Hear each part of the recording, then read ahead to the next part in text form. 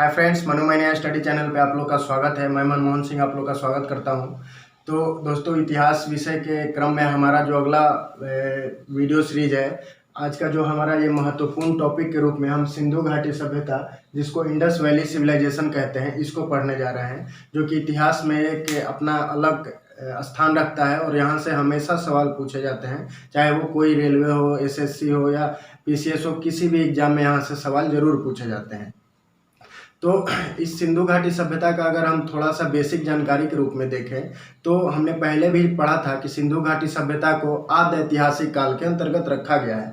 ऐसा इसलिए क्योंकि हमने वहाँ पढ़ा था कि आद्य ऐतिहासिक कालखंड वैसा होता है जिसमें पुरातात्विक साक्ष्य और साहित्यिक साक्ष्य अर्थात लिखित साक्ष्य दोनों मिले हैं, लेकिन लिखित साक्ष्य को पढ़ा नहीं गया है। तो सिंधु घाटी सभ्यता में जो लिपि मिली है उसको पढ़ा नहीं गया है।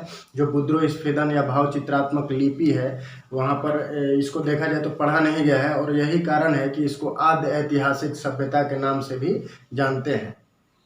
तो यदि इतिहास में बात करें तो इतिहास में जब सिंधु घाटी सभ्यता की खोज नहीं हुई थी तो जो सबसे प्राचीन सभ्यता के रूप में हम जिसको पढ़ते थे वो हमारी थी वैदिक सभ्यता, और वो सबसे प्राचीन मानी जाती थी। लेकिन धीरे धीरे विद्वानों द्वारा इसके तरफ ध्यान गया, हड़प्पा के टीले के तरफ, मोहनजोदारो के तरफ। तो उस साइड में क्या हुआ कि उत्खनन कार्य प्रारंभ हुए और धीरे धीरे करके वहाँ से बहुत सारी पुरातन वस्तुएं, कुछ सामग्रियाँ और जो ग्रिड प्रणाली के सड़क हैं, समकोण पर जो काट रहे हैं, उसके अलावा पत्थरों के घर, ये सारे चीज़ें मिली, वस्तुएं मिली। तो इन प्रकार से इतिहास में एक क्रांति के रूप में इस सभ्यता को रखा गया, और उसके बाद क्रमवार रूप से इसको इतिहास विषय के अंतर्गत सबसे प्राचीनतम सभ्यता में भारतीय इतिहास के अंतर्गत पढ़ा जाता है। और ना केवल भारतीय इतिहास बल्कि अगर विश्व का इतिहास के जो अन्य सभ्यताएं हैं उनमें भी बात की जाए तो जो चीन की सभ्यता है, मेसोपोटामिया या उसके अंतर्गत जो सुमेरिया की सभ्यता है या नील नदी की सभ्यता है, उन सारी सभ्यताओं में भी सर्वश्रेष्ठ एवं सबसे पुरानी जो सभ्यता है वो है हमारा सिंधु घाटी सभ्यता। तो इससे जुड़े हुए जो महत्वपूर्ण इसके टॉपिक, इसको सबसे बढ़िया तरीका से पढ़ने का है कि इसको छोटे छोटे खंडों में तोड़ के पढ़ेंगे। जैसे इसका स्रोत देखेंगे, इसका उद्भव, इसका विकास, इसके जो विभिन्न महत्वपूर्ण स्थल है एवं इसके विस्तारित क्षेत्र हैं उनको समझेंगे। और लास्ट वीडियो में हम देखेंगे कि किस प्रकार यहाँ के धर्म है, समाज है, या इसके अलावा यहाँ की आर्थिक व्यवस्था क्या है। तो एक मोटा मोटी हमारा समझ इस पर अच्छा पकड़ बन सकता है। तो आइए सिंधु घाटी सभ्यता को शुरू करते हैं। तो यदि सिंधु घाटी सभ्यता की बात करें तो इसको अन्य जो नाम है वो कई प्रकार के नामों से जाने जाते हैं, जैसे हड़प्पा सभ्यता, या इसको सिंधु घाटी की सभ्यता कहते हैं, या इसको सिंधु सरस्वती सभ्यता भी कह दिया जाता है। इसके अलावा इसको प्रथम नगरीय क्रांति की संज्ञा भी दी जाती है। जैसा हम जो दूसरा नगरीय क्रांति होगी वो देखेंगे 6ठी शताब्दी ईसा पूर्व में हो रही है, लेकिन यहाँ पर ये प्रथम नगरीय क्रांति के रूप में है। उसके अलावा इसको कांस्य युगीन सभ्यता भी कहते हैं। तो इसके देखा जाए तो ये महत्वपूर्ण 5 नाम है, और ये 5 नाम के पीछे क्या रहस्य, क्या राज है, उसको समझते हैं। तो सबसे पहले जो सिंधु घाटी सभ्यता है उसको हड़प्पा सभ्यता भी कहते हैं। ऐसा इसलिए क्योंकि जो हड़प्पा स्थल है या हड़प्पा स्थल इसका प्रारूप स्थल है, अर्थात टाइप साइट है। हमने पहले भी देखा था कि इतिहास में, पुरातत्व विज्ञान में ऐसा परिपाटी है कि किसी भी सभ्यता का खुदाई जहाँ पर पहले स्थान से होता है या जिस स्थान से पहले खुदाई में जो वस्तुएं प्राप्त होती हैं तो उस स्थान के नाम पर उस सभ्यता का नामकरण किया जाता है। तो हड़प्पा यही पहला स्थान है जहां सिंधु घाटी सभ्यता के रूप में सबसे पहला यहाँ उत्खनन का कार्य किया गया, और यह प्रारूप स्थल था, और प्रारूप स्थल होने के कारण इसको हड़प्पा सभ्यता भी कहते हैं। दूसरा देखें तो वो है सिंधु घाटी सभ्यता। तो सिंधु घाटी इसका सभ्यता का नामकरण इसलिए किया गया कि अधिकांश स्थल जो इसके हैं, देखिएगा तो जो सिंधु वाले क्षेत्र हैं उस क्षेत्र से जो स्वतंत्रता से पहले तक स्थल प्राप्त हुए थे, तो जो 40 स्थल मिले थे 1947 से पूर्व तक, वो अधिकांशतः उस समय प्रायद्वीपीय भारत के सिंधु वाले क्षेत्र से मिले थे। तो इस कारण इसको उस समय तक उतना ही पता चला कि शायद यह सभ्यता यहीं तक विकसित है, तो इसलिए इसको सिंधु घाटी की सभ्यता बोला गया। आगे चल करके जब वहाँ पर खुदाई किया गया धीरे धीरे तो 1100 स्थल मिलते हैं। कहाँ पर? सिंधु के साथ साथ जो सरस्वती नदी आ रही है, जो कि आगे जा करके विल्सन नामक स्थान पर लुप्त हो जाती है और राजस्थान में जो घग्गर नदी निकल रही है उसको उसी का रूप मानते हैं। तो ये जो सिंधु घाटी सिंधु सरस्वती सभ्यता कहने का प्रमुख कारण यही है कि सिंधु और सरस्वती नदी के क्षेत्र में स्वतंत्रता के बाद लगभग 1100 स्थल मिले और इन 1100 स्थलों प्राप्त होने के कारण मतलब बहुत सारे स्थल यहाँ से प्राप्त हुए। कौन से क्षेत्र से? तो सिंधु और सरस्वती क्षेत्र से, और इस कारण इसको सिंधु सरस्वती सभ्यता के नाम से भी जाना गया। जो अगला है हमारा वो है प्रथम नगरीय क्रांति। तो जो सिंधु घाटी सभ्यता की खोज होने से पहले अगर देखा जाए तो साउथ अफ्रीका के क्षेत्र में, चीन के क्षेत्र में जो सभ्यताएं थी, मेसोपोटामिया की सभ्यता या नील नदी की सभ्यता, तो जब तक इसकी खोज नहीं हुई थी तो वहाँ के जो नगर थे, देखा जाए तो वहाँ के जो नगर थे उस समय उत्कृष्ट माने जाते थे, वहाँ की जो व्यवस्थाएं थी उनको उत्कृष्ट माना जाता था। लेकिन जब इस सभ्यता की पता चलता है सिंधु घाटी सभ्यता का, तो वहाँ से अगर तुलना किया गया तो जो सिंधु घाटी सभ्यता के नगर मिले, जो यहाँ की ग्रिड पद्धति मिली, जो सड़कों पर सुरक्षा मिले, देखिएगा कि सड़कें समकोण पर काट रही हैं, पानी निकास की उत्तम व्यवस्था है, तो इन सब ये जो जब मिलाया गया, इनकी तुलना मेसोपोटामिया या मिस्र की सभ्यता से की गई, तो ये देखा गया कि ये जो सभ्यता है उनसे भी ज़्यादा उत्कृष्ट है। और यहाँ पर जो नगर की क्रांति इसको इसलिए बोला गया क्योंकि क्रांति देखिए तो एक बिना पूर्व नियोजित योजना के, प्लान के अचानक आया हुआ बदलाव को बोलते हैं क्रांति, और वो क्रांति यहाँ पर देखने को मिलती थी। तो इस कारण इसको प्रथम नगरीय सभ्यता, जितने भी स्थल मिले हैं उनमें से ज़्यादातर जो स्थल है नगर की श्रेणी की तरफ है, अर्थात उनका पूर्ण विकसित रूप देखने को मिला है, तो इस कारण इसको प्रथम नगरीय क्रांति सभ्यता भी कहते हैं।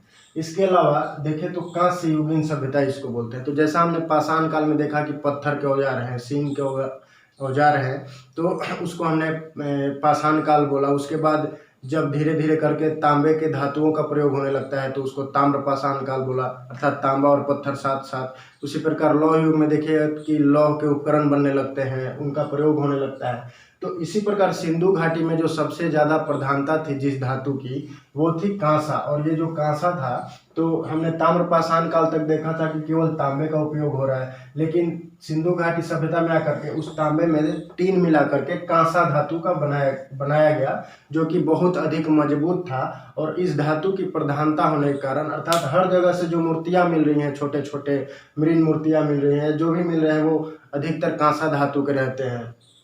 जो हल में खुदाई के लिए हल मिल रहे हैं तो वो कांसे के हैं, कड़घे मिल रहे हैं वो कांसे के हैं। तो इन सब के आधार पर यहाँ कांसे धातु की प्रधानता थी और इस कारण इसको कांस्य युगीन सभ्यता के नाम में भी जाना गया। तो ये इसके 5 नाम है: हड़प्पा सभ्यता, सिंधु घाटी सभ्यता, सिंधु सरस्वती सभ्यता, प्रथम नगरीय क्रांति की सभ्यता एवं कांस्य युगीन सभ्यता। तो ये 5 नाम क्यों हैं इसको हमने समझा।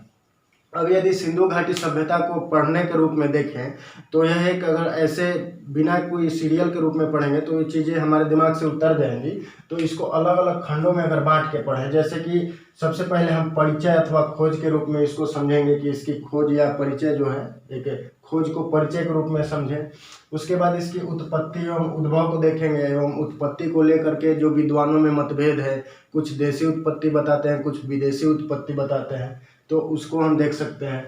इसके बाद जो कालक्रम है, क्योंकि इस लिपि को पढ़ा नहीं गया है, अगर इस लिपि को पढ़ा गया होता तो ये वो लिपि खुद बोलती कि मैं इस समय की सभ्यता हूँ, लेकिन लिपि को जब पढ़ा ही नहीं गया और नहीं पढ़े जाने के उसके अपने कारण हैं, तो इस कारण इसके कालक्रम में भी कठिनाइयाँ आई हैं और अलग अलग विद्वानों ने अलग अलग कालखंड बताए हैं। इसके अलावा हम जब स्थलों की खुदाई होने लगी तो उसका विस्तार का पता चला। देखिएगा कि 1947 से पहले तक 40 से 50 स्थल थे, उसके बाद धीरे धीरे करके ये 1100, अभी वर्तमान में देखा जाए तो 1400 से 1500 स्थल हैं। तो इसके जो महत्वपूर्ण स्थल हैं उसके विस्तार देखेंगे कि किस प्रकार कहाँ तक ये थे। तो मूलतः अफगानिस्तान, पाकिस्तान और भारत के क्षेत्र में इसका विस्तार क्षेत्र माना गया है। इसके महत्वपूर्ण स्थल एवं विशेषताओं को देखेंगे। इसके बाद सिंधु घाटी सभ्यता में वहाँ पर जो समाज था वो समाज कैसा था, उसके अलावा उस समाज में कौन से धर्म थे, उनका जो आर्थिक जीवन था, सांस्कृतिक जीवन था वो कैसा था, और अंततः हम देखेंगे कि इनकी सिंधु घाटी सभ्यता की देन क्या रही, इसकी विशेषताएं क्या क्या रही, और अंत में इस सभ्यता का पतन किस प्रकार से होता है, तो हम उसको समझेंगे। तो इसको अगर देखा जाए तो 1 2 3 4 5 6 7 8 9 भागों में बांट करके पढ़ेंगे।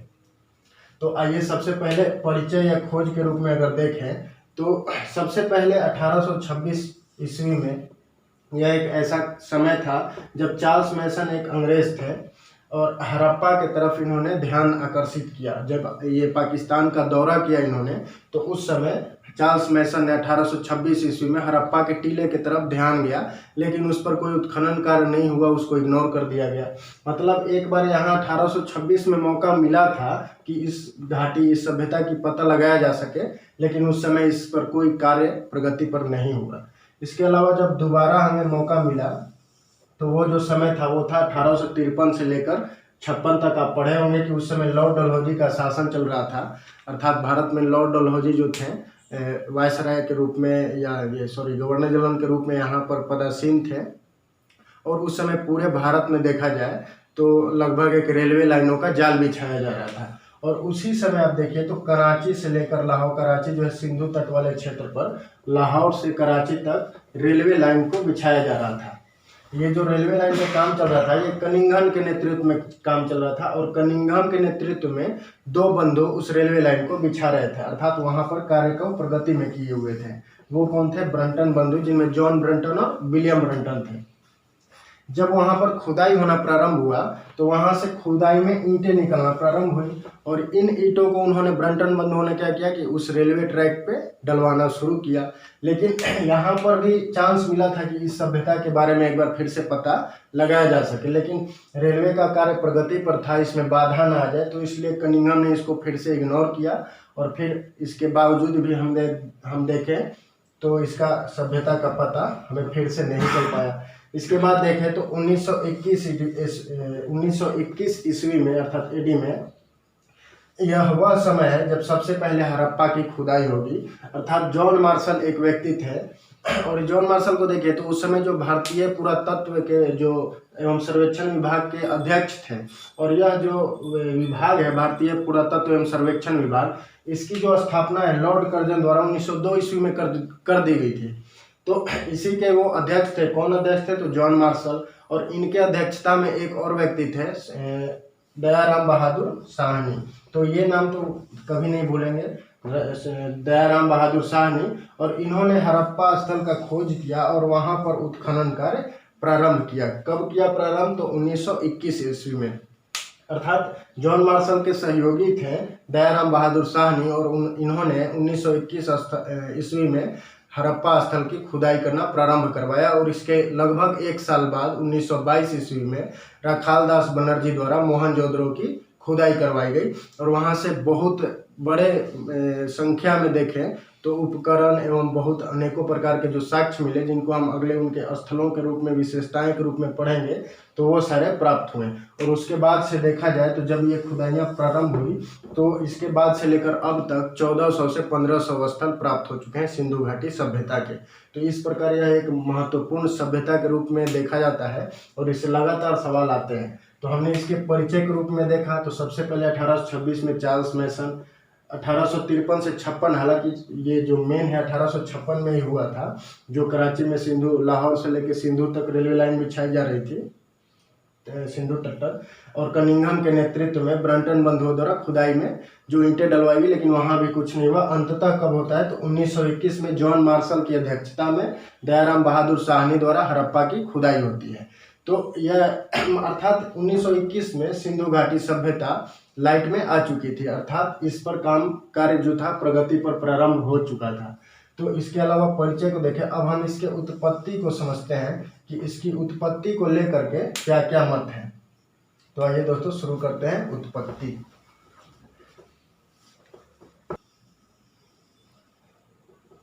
तो आइए दोस्तों उत्पत्ति को समझते हैं। तो उत्पत्ति को समझने से पहले अगर सिंधु घाटी सभ्यता को अगर थोड़ा सा मैप पे समझे, आगे विस्तार पूर्वक हम देखेंगे जब इसका विस्तार पढ़ेंगे, लेकिन यहाँ पर यदि देखें मैप में सिंधु घाटी सभ्यता का विस्तार, तो ये अफगानिस्तान वाले क्षेत्र में, पाकिस्तान के पंजाब, सिंध एवं दक्षिणी बलूचिस्तान वाले क्षेत्र में, एवं भारत के जम्मू कश्मीर, यूपी एवं महाराष्ट्र, गुजरात, इन सब सारे क्षेत्रों में देखा जाए तो सिंधु घाटी सभ्यता का विस्तार था। इसके अलावा इसके जो समकालिक 2 सभ्यता जो थे, तो यहाँ पर देखिए तो मेसोपोटामिया की सभ्यता यहाँ पर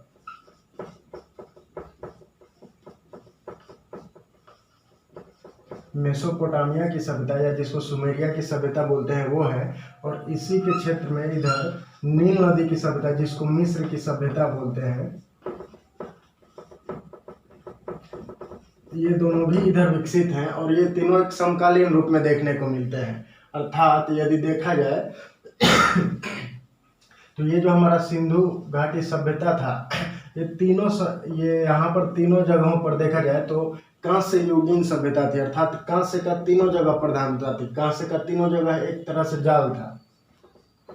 तो ऐसा माना जाता है कि यहाँ से यहाँ व्यापार का जो पहलू था, व्यापार होता था यहाँ से एक दूसरे के रूप में।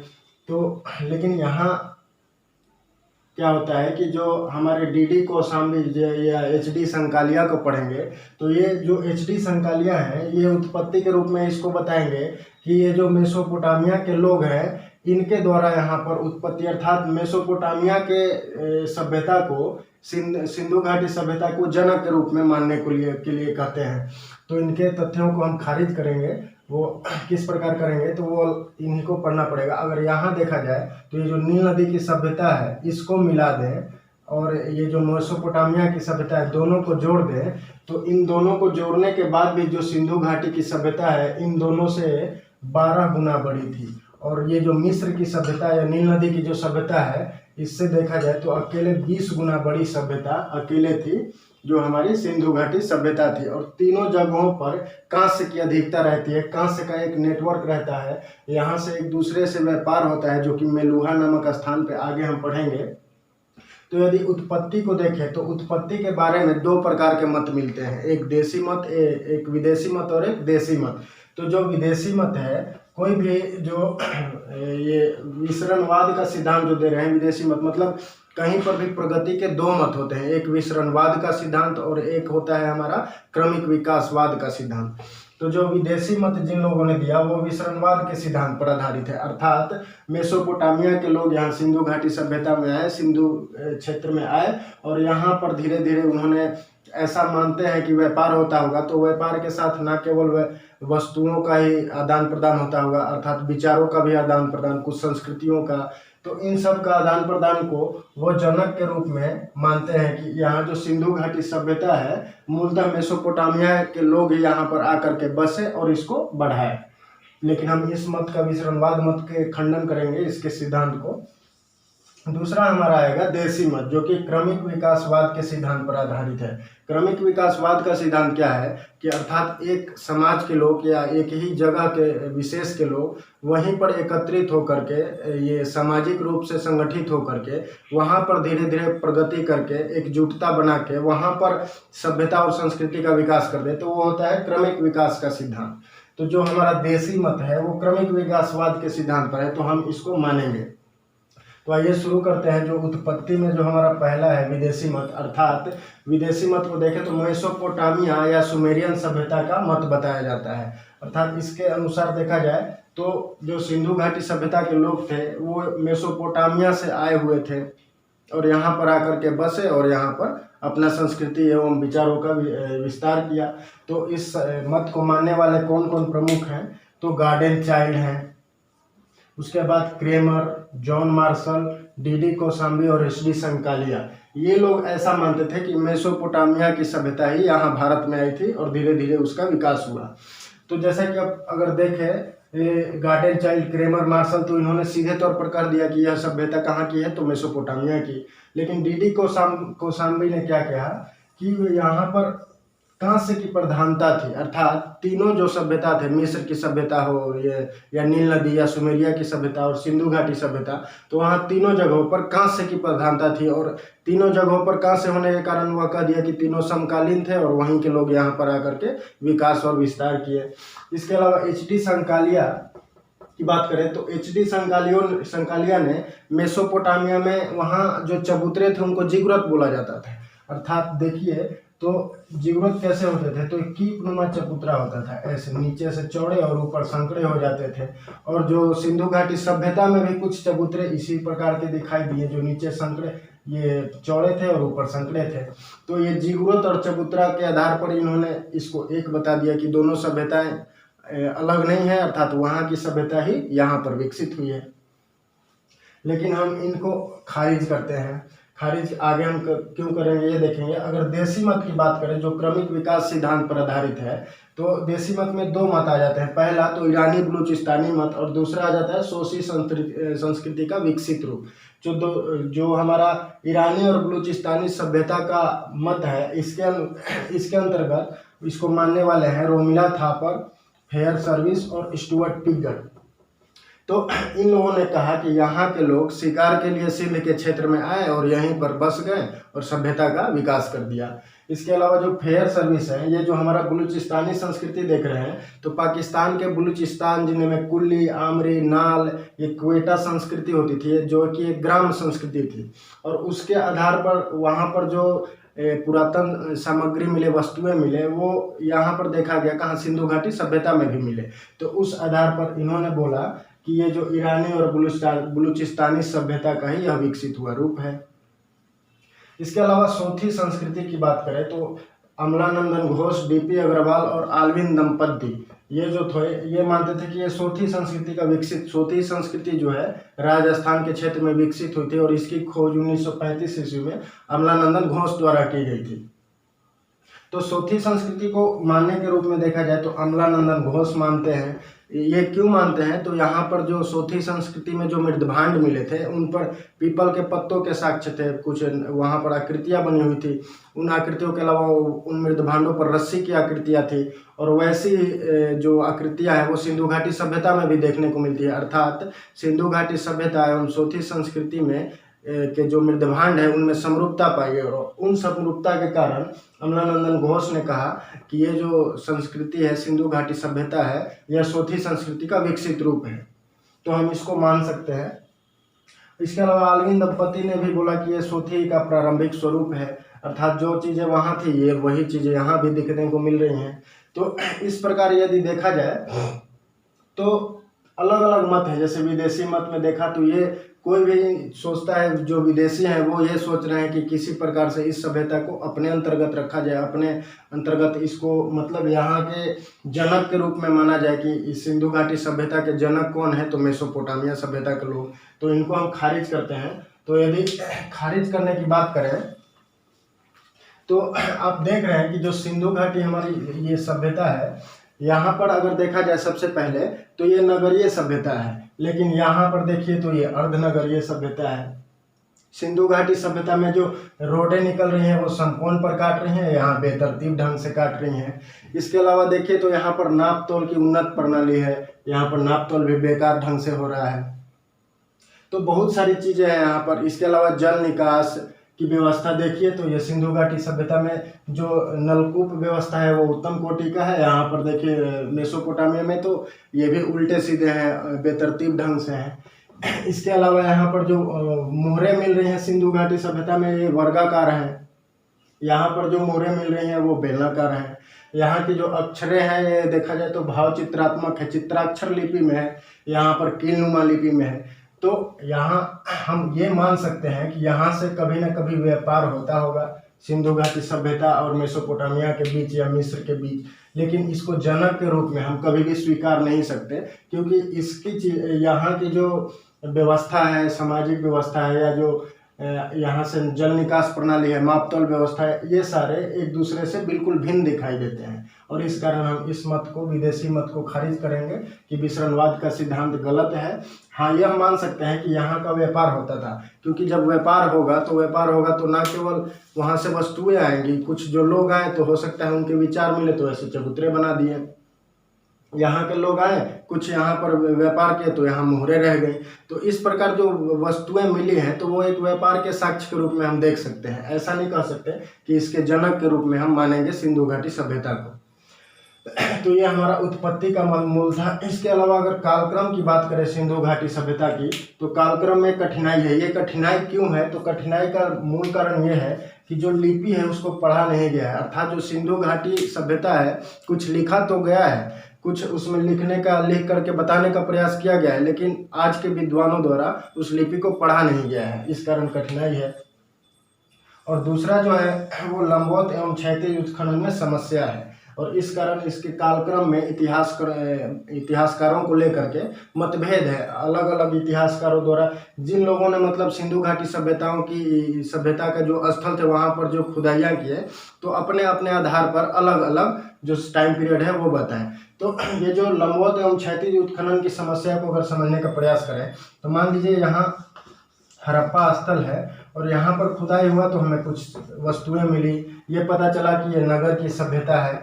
लेकिन जैसे जैसे नीचे की तरफ खुदाई की जा रही है तो नीचे की खुदाई करने पे हो सकता है कि आगे गांव मिले, अर्धनगर मिले, अर्धनगर के नीचे गांव मिले, गांव के नीचे अर्ध गांव मिले। तो इस सब धीरे धीरे अगर खुदाई हो पाती तो ये सारी चीज़ें जो है वो प्रकाश में आती। लेकिन जैसे ही खुदाई की जा रही है तो नीचे पानी मिल जा रहा है, जिस कारण इसके लंबवत उत्खनन में प्रॉब्लम है।